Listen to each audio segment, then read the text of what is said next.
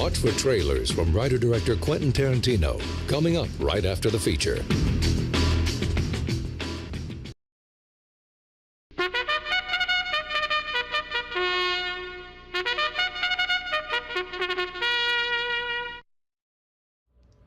Hello everyone, welcome back to Northwestern Central Railroad. Hope you're doing good today. Now, we have finally made it to the last installment of the Northwestern Central Railroad Century series.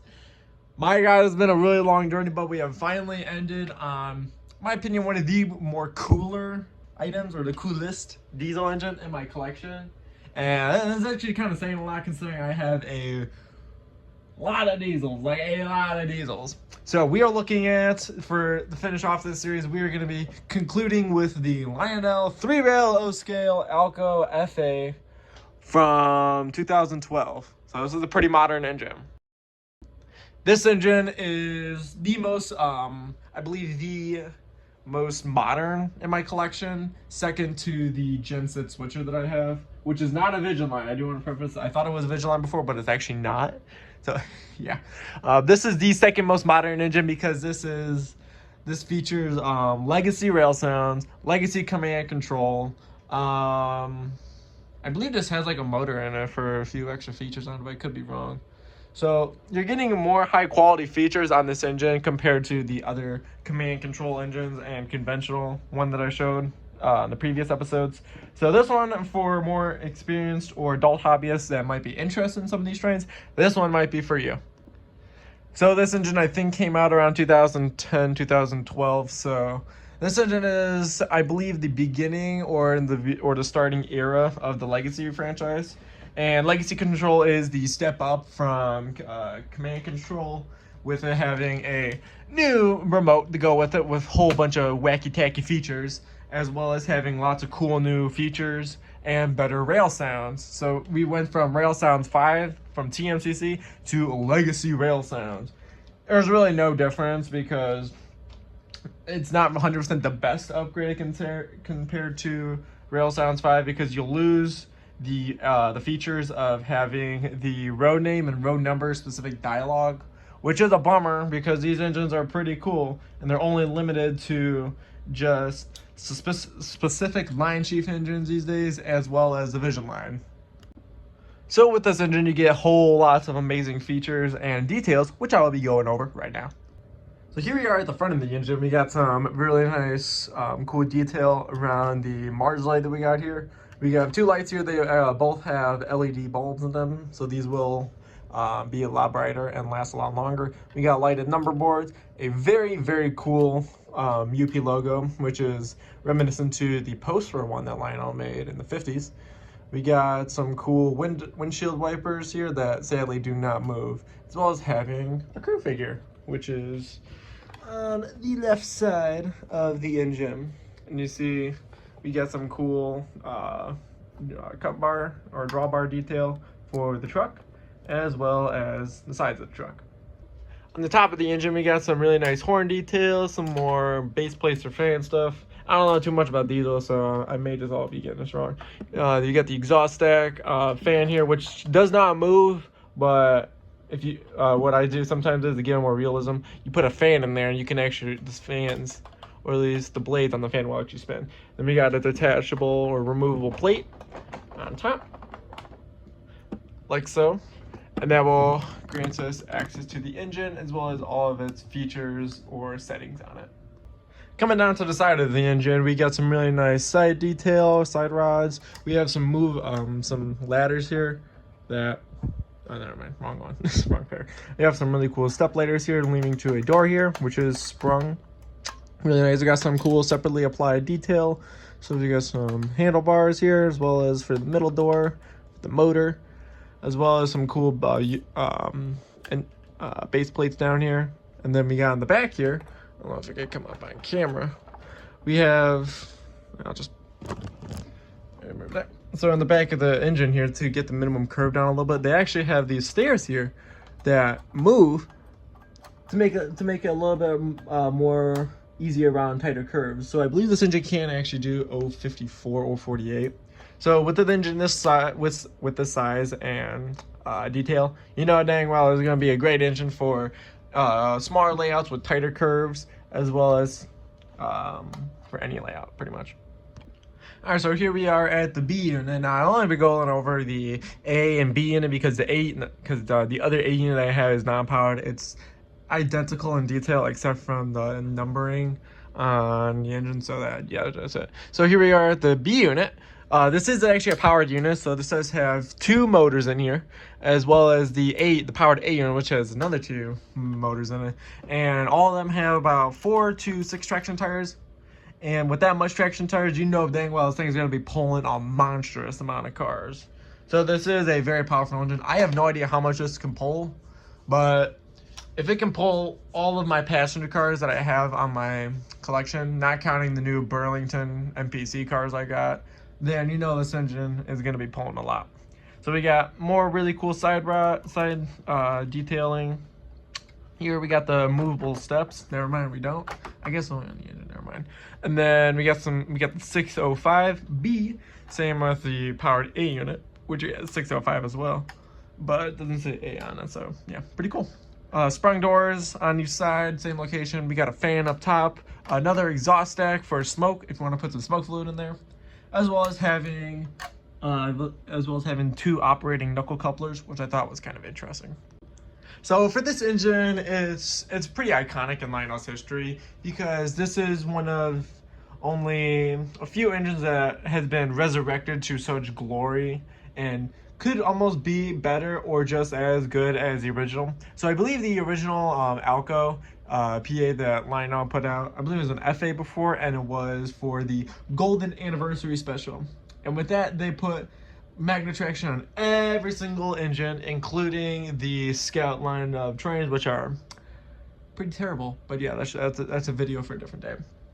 And this engine with this newly released design, it has lasted since 1950 all the way up to today with modern releases with new road names and numbers, but sadly doesn't have that crazy charm as the poster ones. And I say that because not saying these engines are terrible, but they really don't have a lot to compare to the original post-war Alco PAs because those are pretty cool. And some of the original re-releases that they were made from the MPC era, which I know were really bad, but then moved up even better to the modern era with nice twin can motors, nice detail, even sometimes with a horn. And then in 1993 and 92, they started re-releasing these as full-scale Alcos, but sadly without the command control, as that would be introduced a few years later into Lionel's lifetime. But yeah, this is a very amazing model that, like with another few, has stood the test of time and has not lost a lot of its charm since it was originally released. So with that out of the way, let's get running this engine. So I'm going to be using the Legacy command system for operating it, as this was originally designed for it. So you get 3 ways to operate this engine. You could either use the command control remote for the Legacy to get access to all the features with it. You can either use the command TMCC remote, but that won't give you all the features, but if that's all you got, that's not bad either. Or you could just run a conventional with just a transformer and some track. So with this engine, I do not unfortunately have Legacy working correctly on my layout. So some of the features that I was showing in here are not fully shown out. I will be skipping over some of the features like the extended startup sequence and rail sound sequence control, unfortunately. So with that out of the way, let's get her started.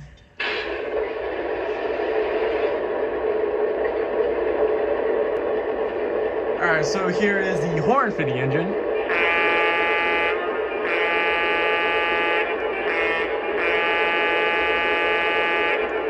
Now for Legacy control, you can quill it, but unfortunately, since mine is not 100% working right now, I will be only using the standard horn features. So here's the bell.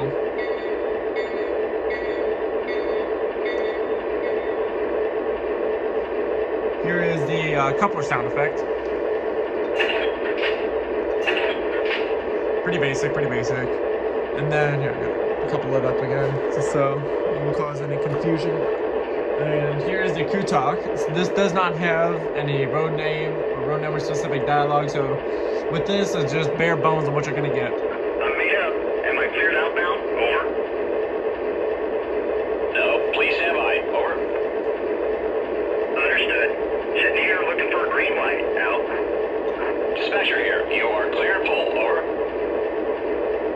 Thank you. We've got the green light. Out. Now there's more features to it for the legacy remote, so there's more options for Crew Talk and Tower Com. But I'm only going to show just one of these just so I won't bore you all. And since we got the all clear, let's roll her out.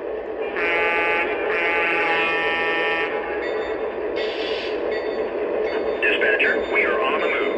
Over. Roger that. Out.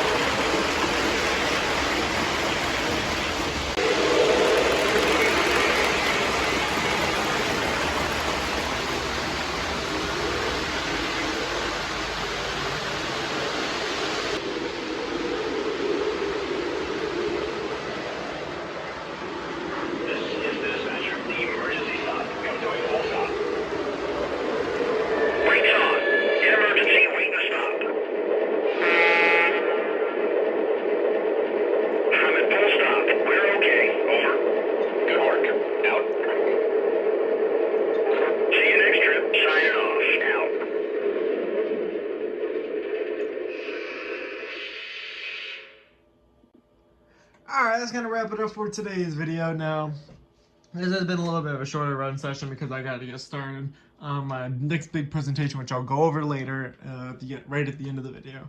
So this is a very amazing model of a post-war icon or a classic remade for the modern era with all of the fancy features that we got to this day.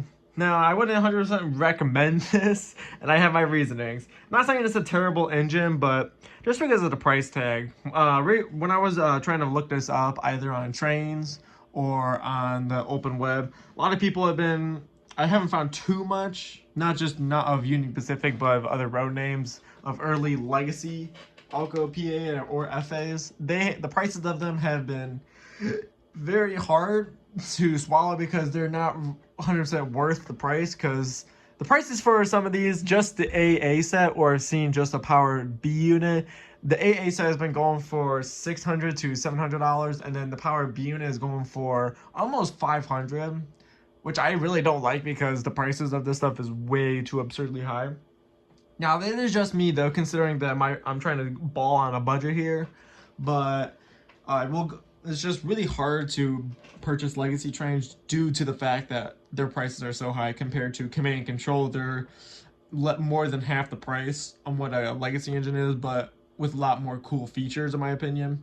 Now, that is just fully me. Now, there might be some legacy command and control haters in the comments saying, hey, why do you hate command and control? Or why do you hate legacy?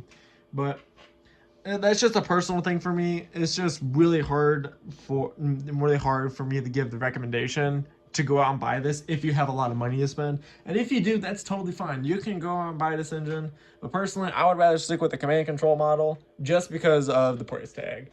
But that literally just all is my opinion. Just take it with a grain of salt if you want to. But yeah, that will be it for today's series. Thank you so much for everyone for watching it. I will be working on my next big presentation, which may be coming out in 2 or 3 weeks. It's going to be really cutting it close because it might be my last video or second to last video before I'm going to take a 4 or 5 month break because of educational purposes. So with that out of the way, thank you y'all so much for watching. Leave a like, comment, subscribe, hit the bell icon. Y'all already know it by now. But yeah, that's going to be it for today's video. This is the Northwestern Central Railroad signing off. Have a very nice day.